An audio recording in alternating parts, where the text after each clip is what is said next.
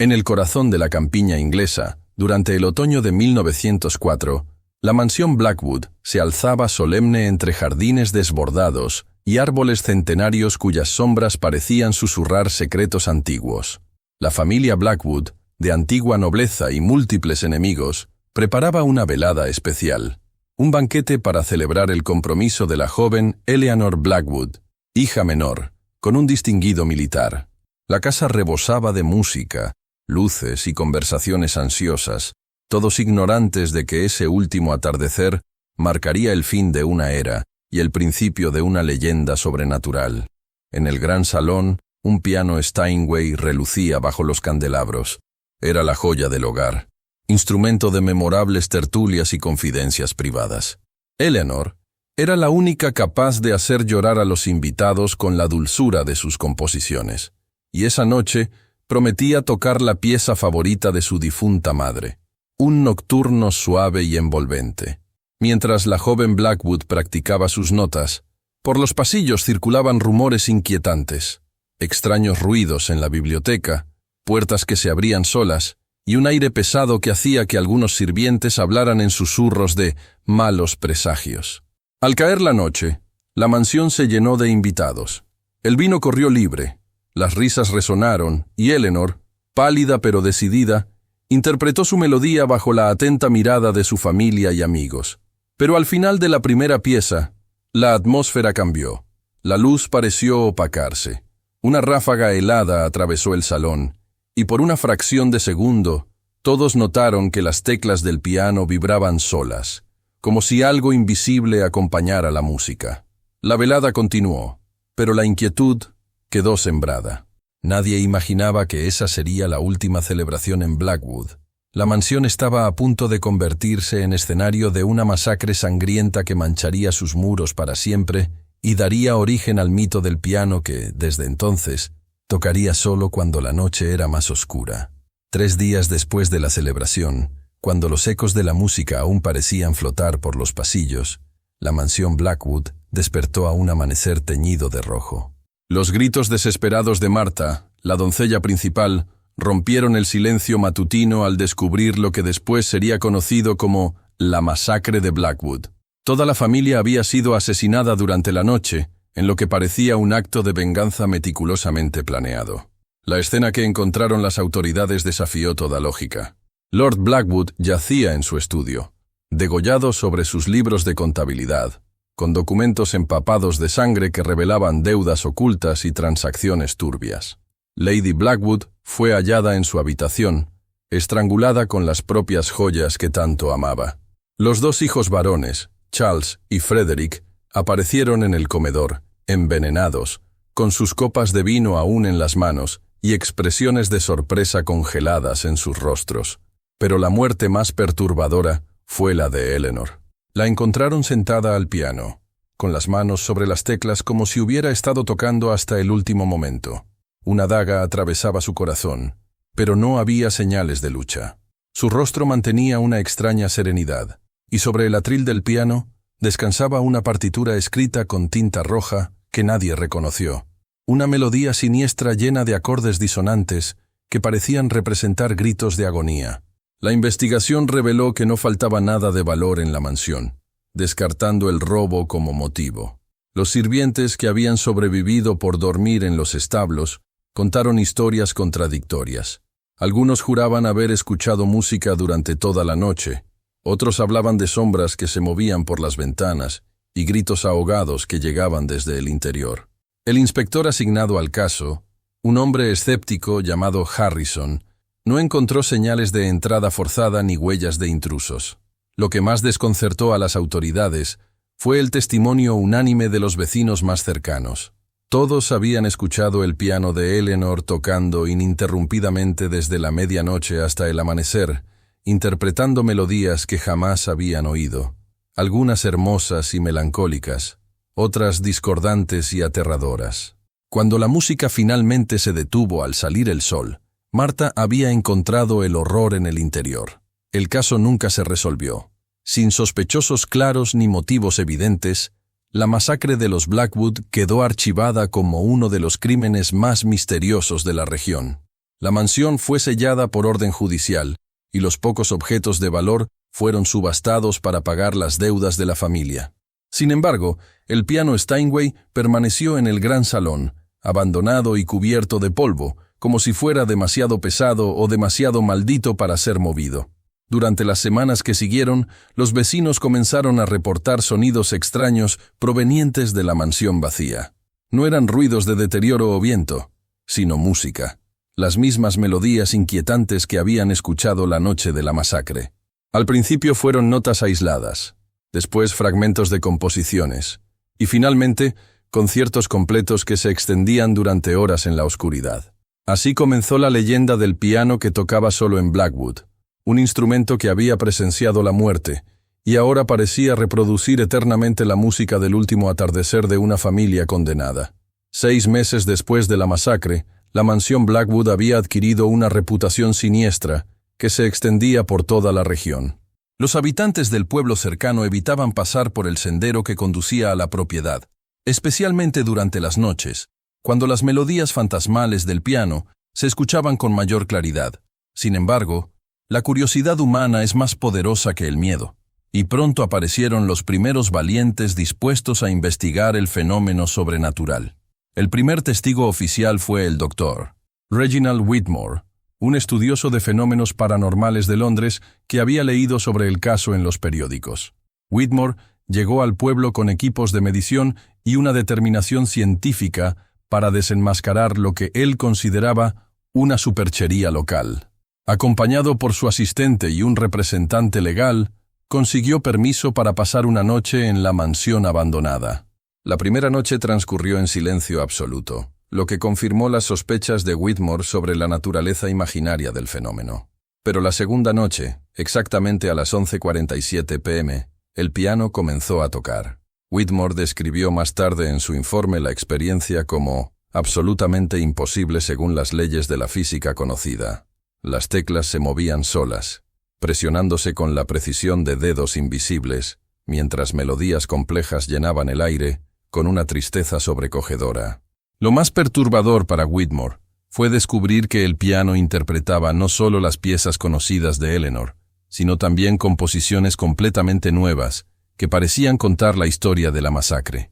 Una melodía agitada representaba la llegada del asesino, acordes graves y amenazantes simulaban la violencia, y finalmente, una pieza melancólica parecía ser el lamento de las víctimas. El científico intentó grabar el fenómeno, pero sus aparatos fallaron misteriosamente cada vez que la música comenzaba. El segundo testigo fue el padre O'Connor, un sacerdote irlandés convocado por las autoridades locales para realizar un exorcismo. O'Connor era conocido por su escepticismo hacia lo sobrenatural, pero lo que presenció en Blackwood transformó por completo sus creencias.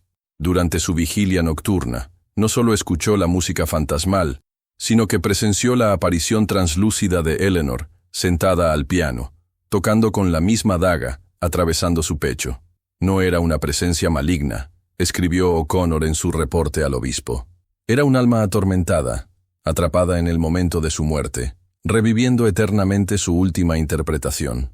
El sacerdote intentó realizar un ritual de liberación, pero la música se volvió más intensa y discordante, como si el espíritu de Eleanor se resistiera a abandonar su instrumento.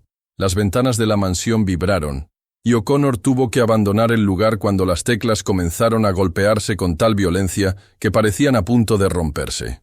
El tercer testigo fue quien más cerca estuvo de resolver el misterio.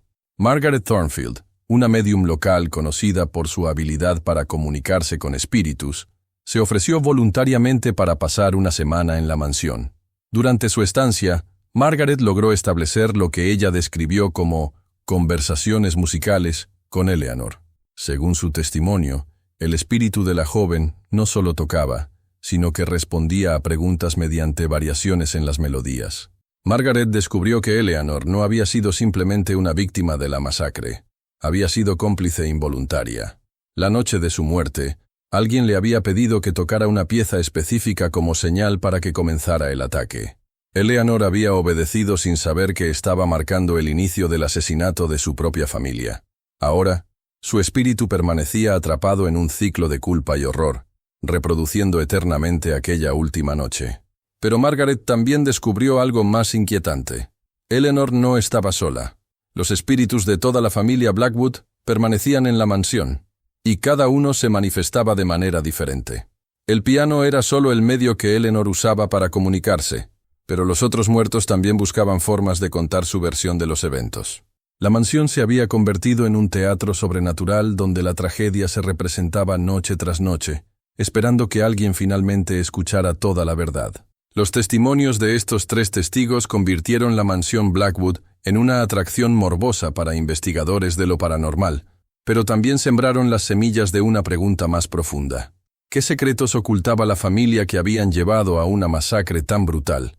¿Y por qué sus espíritus no podían encontrar paz?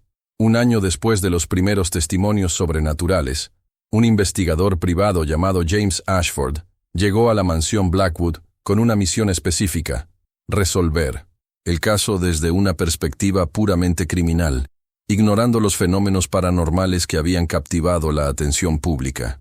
Ashford había sido contratado por una compañía de seguros que se negaba a pagar las pólizas de vida de los Blackwood hasta conocer las circunstancias exactas de sus muertes. Ashford comenzó su investigación examinando los documentos financieros que Lord Blackwood había dejado empapados de sangre en su escritorio. Lo que descubrió fue una red compleja de deudas, chantajes y negocios turbios que revelaba el lado más oscuro de la respetable familia. Los Blackwood habían estado involucrados en el tráfico de opio desde las colonias orientales, usando su posición social como fachada para operaciones ilegales que generaban fortunas inmensas. Pero los registros también revelaron que Lord Blackwood había estado siendo chantajeado durante años por alguien que conocía detalles íntimos de sus crímenes. Las cartas de extorsión, escritas con una caligrafía elegante, exigían sumas cada vez mayores y contenían amenazas específicas contra cada miembro de la familia. La última carta, fechada una semana antes de la masacre, era particularmente inquietante. La música se detendrá cuando toda la sangre culpable haya sido derramada. Ashford siguió el rastro del chantajista y descubrió una conexión sorprendente. Las cartas habían sido escritas por Eleanor misma. La joven había descubierto los crímenes de su familia y, en lugar de enfrentarlos directamente, había decidido extorsionar a su propio padre para financiar su escape con su prometido. Eleanor planeaba huir después de la boda, llevándose suficiente dinero manchado de sangre para comenzar una nueva vida lejos de la corrupción familiar. Pero la investigación de Ashford tomó un giro más siniestro cuando descubrió que Eleanor no trabajaba sola. Su cómplice era su propio prometido, el capitán Victor Crane, quien había planificado no solo robar el dinero de los Blackwood, sino eliminar a toda la familia para asegurar que no quedarán testigos de su conocimiento sobre las operaciones criminales. La noche de la masacre, según reconstruyó Ashford, Eleanor había tocado una melodía específica como señal para que Crane y sus asociados entraran a la mansión. Pero lo que Eleanor no sabía era que Crane había decidido matarla también, considerándola un cabo suelto demasiado peligroso. La joven murió sin comprender que había sido traicionada por el hombre que amaba, asesinada mientras tocaba la pieza que creía que marcaría su libertad. El descubrimiento más escalofriante vino cuando Ashford encontró el diario secreto de Eleanor, oculto en un compartimento del piano. Las páginas finales revelaban que la joven había comenzado a sospechar de las verdaderas intenciones de Crane, pero ya era demasiado tarde para retractarse. Su última entrada, escrita horas antes de la masacre, decía: «La música que toque esta noche será mi confesión y mi condena. Si muero, que estas teclas cuenten la verdad que mi boca nunca pudo pronunciar». Ashford presentó sus hallazgos a las autoridades, pero el capitán Crane había desaparecido sin dejar rastro inmediatamente después de la masacre, llevándose una fortuna en oro y documentos comprometedores. El caso fue oficialmente cerrado como asesinatos por motivos financieros, pero la verdad completa nunca salió a la luz pública para proteger la reputación de las familias involucradas. Sin embargo, los fenómenos sobrenaturales en la mansión se intensificaron después de que la verdad fuera revelada. Testigos reportaron que el piano ahora tocaba melodías más complejas y emotivas, como si el espíritu de Eleanor finalmente pudiera contar su historia completa. Las composiciones incluían no solo su dolor por la traición, sino también su remordimiento por haber sido cómplice de los crímenes familiares y su desesperación por no poder advertir a su familia sobre el peligro que se avecinaba. La mansión Blackwood se había convertido en más que una casa embrujada. Era un confesionario eterno donde los pecados de una familia corrupta y los remordimientos de una hija traicionada se entrelazaban en melodías sobrenaturales que nadie podía silenciar. 5 años después de la masacre, cuando la mansión Blackwood ya había sido abandonada oficialmente y declarada propiedad del Estado, llegó un visitante inesperado que cambiaría para siempre la naturaleza de los fenómenos sobrenaturales. Se trataba de Cornelius Blackthorne, un excéntrico millonario y coleccionista de antigüedades con una obsesión particular por objetos asociados con tragedias. Blackthorne había escuchado sobre el piano que tocaba solo y estaba decidido a adquirirlo para su colección privada de artefactos embrujados. Blackthorne no era un simple coleccionista, era un ocultista experimentado que creía que los objetos podían almacenar las emociones y memorias de quienes los habían poseído. Su mansión en Escocia albergaba una colección siniestra: espejos que habían reflejado últimos alientos, violines que habían tocado durante ejecuciones públicas y relojes que se habían detenido en el momento exacto de asesinatos famosos. El piano Blackwood prometía ser la pieza central de su macabra galería. La primera noche que Blackthorne pasó en la mansión, confirmó sus teorías sobre la naturaleza sobrenatural del piano. Pero a diferencia de los investigadores anteriores, él no solo observó el fenómeno, intentó comunicarse directamente con Eleanor y controlarlo. Usando rituales aprendidos durante décadas de estudio ocultista, Blackthorne realizó una sesión espiritista frente al piano, exigiendo que Eleanor se manifestara completamente para que pudieran negociar. Lo que sucedió esa noche superó las expectativas más oscuras de Blackthorne. Eleanor no solo se materializó, sino que lo hizo con una intensidad y claridad que ningún testigo anterior había reportado. El espíritu de la joven apareció sentado al piano, pero su forma había cambiado. Ya no era la figura melancólica y atormentada que otros habían visto, sino algo más poderoso y consciente. Los años de tocar para audiencias invisibles habían fortalecido su presencia espiritual. Eleanor le reveló a Blackthorne que ella y los otros espíritus de la familia habían estado esperando a alguien como él, alguien que entendiera su naturaleza y pudiera ofrecerles lo que realmente deseaban. No querían paz ni liberación. Querían venganza contra el capitán Crane, quien seguía vivo en algún lugar del mundo, disfrutando la fortuna que había robado con las vidas de toda una familia. Blackthorne, fascinado por la oportunidad de presenciar una venganza sobrenatural, aceptó ayudar a los espíritus Blackwood a cambio de que el piano se trasladara voluntariamente a su colección. Eleanor le reveló que Crane se había establecido en América bajo una identidad falsa, usando el oro robado para construir un imperio financiero respetable. Los espíritus habían estado enviando señales a través del piano, esperando que alguien con conocimientos ocultistas pudiera interpretar su mensaje y localizar al asesino. Durante las siguientes semanas, Blackthorne utilizó una combinación de investigación convencional y métodos sobrenaturales para rastrear a Crane. Los espíritus de los Blackwood le proporcionaban pistas a través de las melodías del piano. Cada composición contenía información codificada sobre la ubicación de su asesino. Eleanor había aprendido a manipular las vibraciones del instrumento para crear mapas musicales que solo alguien versado en ocultismo podría interpretar. El plan que Blackthorne y los espíritus desarrollaron era elaborado y cruel. No se conformarían con una muerte simple para Crane. Querían que experimentara el mismo terror y traición que había infligido a la familia Blackwood. Blackthorne utilizaría sus conexiones y recursos para arruinar financieramente a Crane, exponer sus crímenes pasados y finalmente llevarlo de vuelta a la mansión Blackwood para un enfrentamiento final. Pero lo que Blackthorne no anticipó fue el precio de su alianza con los espíritus vengativos. Cada noche que pasaba colaborando con Eleanor y su familia, su propia alma se entrelazaba más profundamente con la maldición de la mansión.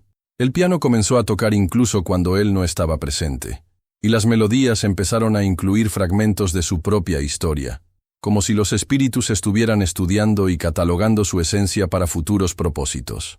Eleanor le había ocultado la verdad más importante. Los Blackwood no solo querían venganza contra Crane, querían escapar de la mansión y necesitaban almas vivas dispuestas a tomar su lugar como guardianes eternos del piano maldito. Blackthorne Había creído que estaba usando a los espíritus, pero gradualmente se dio cuenta de que él era quien estaba siendo usado. La cacería de Crane había comenzado, pero también había comenzado la transformación de Blackthorne de cazador a prisionero de su propia codicia ocultista. Después de meses de búsqueda meticulosa, Blackthorne finalmente localizó al capitán Victor Crane en Boston, donde vivía bajo el nombre de Vincent Carrington, disfrazado como un respetable magnate naviero. Los espíritus de los Blackwood habían guiado a su aliado ocultista con precisión sobrenatural, proporcionándole información que ningún detective convencional podría haber obtenido. Crane, ahora un hombre de 50 años con canas prematuras y una paranoia creciente, había construido su imperio sobre el oro manchado de sangre, pero nunca había logrado escapar completamente de los recuerdos de aquella noche fatídica. Blackthorne implementó su plan de venganza con la paciencia de un maestro ajedrecista. Primero, utilizó sus conexiones financieras para sabotear los negocios de Crane, causando una serie de accidentes inexplicables. Barcos que naufragaban en aguas tranquilas, cargamentos que desaparecían misteriosamente, y socios comerciales que rompían contratos tras recibir información anónima sobre el pasado criminal de Carrington. Cada golpe económico iba acompañado de una pista sutil que dirigía a Crane hacia la verdad sobre quién lo perseguía. La persecución psicológica fue aún más cruel. Blackthorne contrató músicos para que tocaran melodías específicas cerca de la casa de Crane, las mismas composiciones que Eleanor había interpretado la noche de la masacre. El efecto en el asesino fue devastador. Crane comenzó a experimentar pesadillas donde escuchaba el piano de Eleanor tocando sin parar, y durante el día sufría alucinaciones donde veía a la joven muerta sentada en cafés, teatros y reuniones sociales, siempre con la daga atravesando su pecho y una sonrisa vengativa. Cuando Crane finalmente se dio cuenta de que su tormento no era coincidencia sino una cacería deliberada, intentó huir a Europa. Pero los espíritus de los Blackwood habían previsto esta posibilidad. Durante su travesía en barco, Crane despertó una noche al sonido del piano fantasmal resonando desde las profundidades del océano. Su camarote se llenó de una melodía familiar y aterradora, mientras apariciones de toda la familia Blackwood se materializaban para recordarle cada detalle de sus crímenes.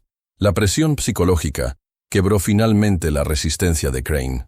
En un estado de desesperación absoluta, decidió regresar a Inglaterra para enfrentar cualquier acusación legal, prefiriendo la cárcel a la tortura constante de los espíritus vengativos.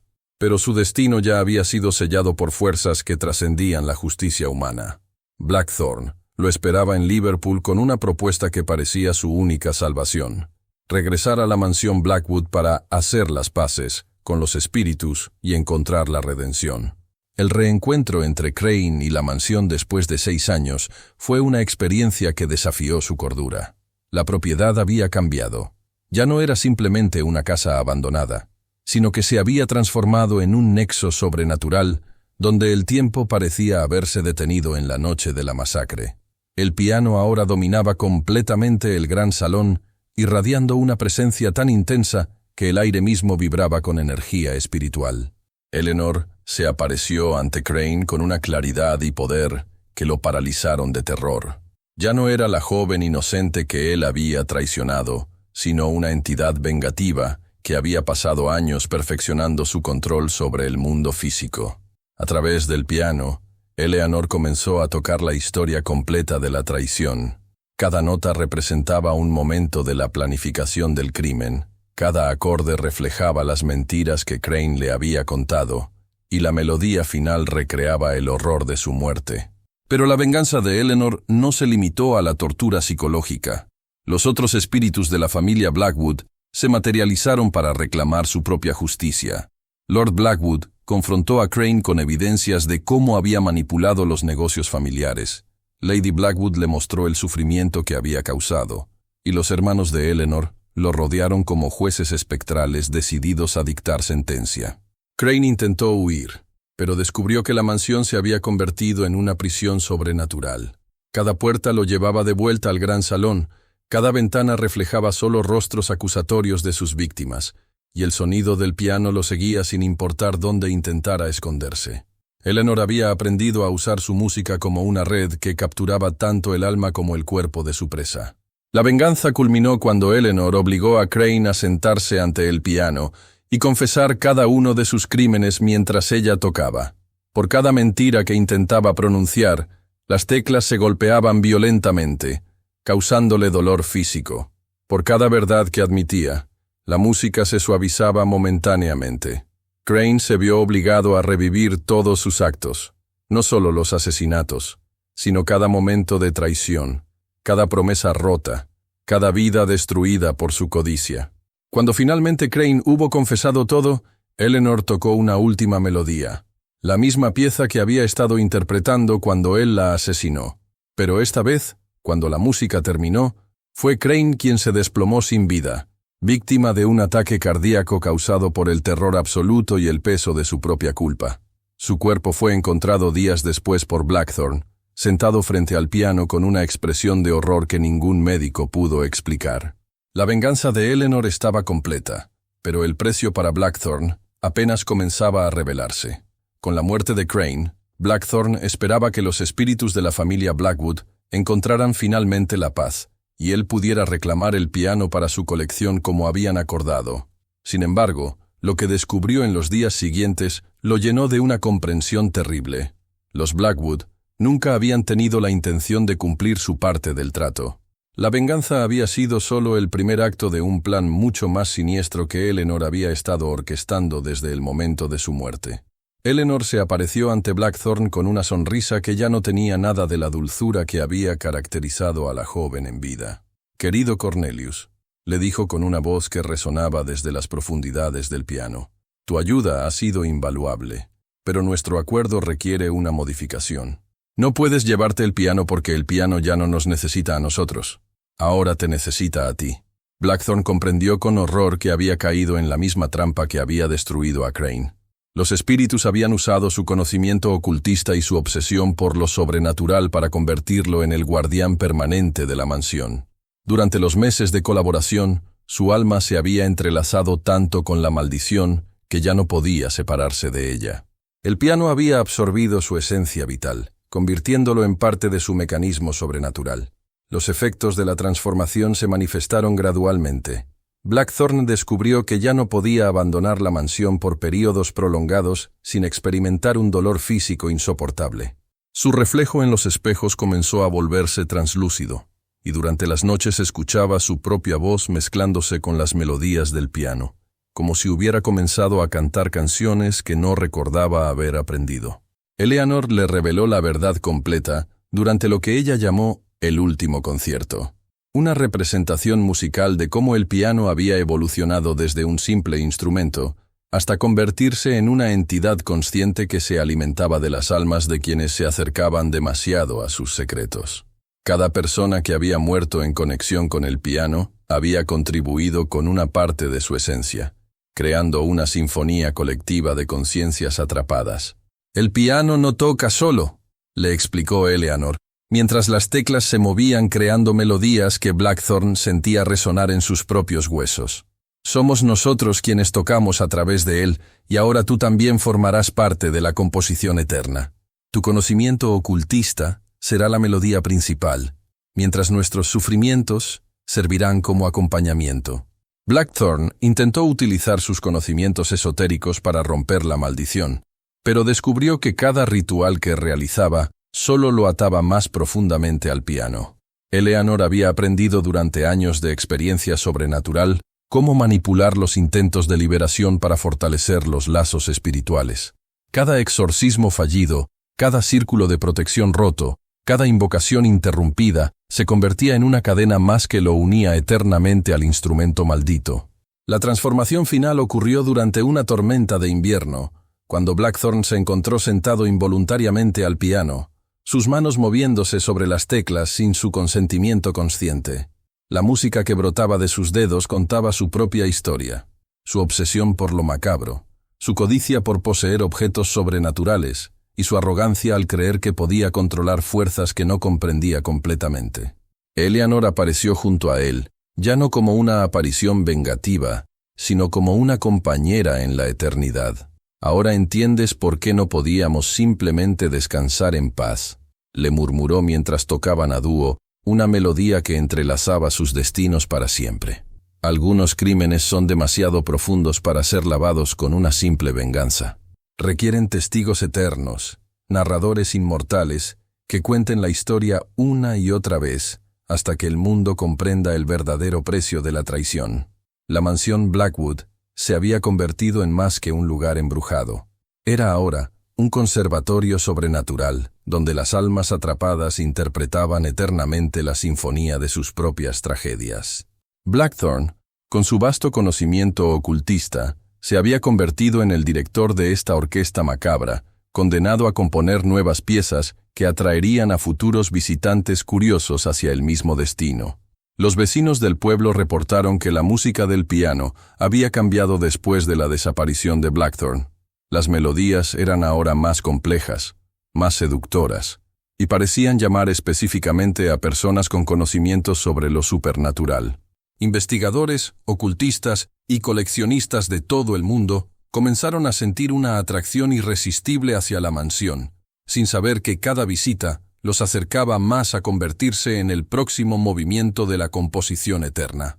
Eleanor había logrado su objetivo final: transformar su tragedia personal en una red sobrenatural que se extendía mucho más allá de su venganza original.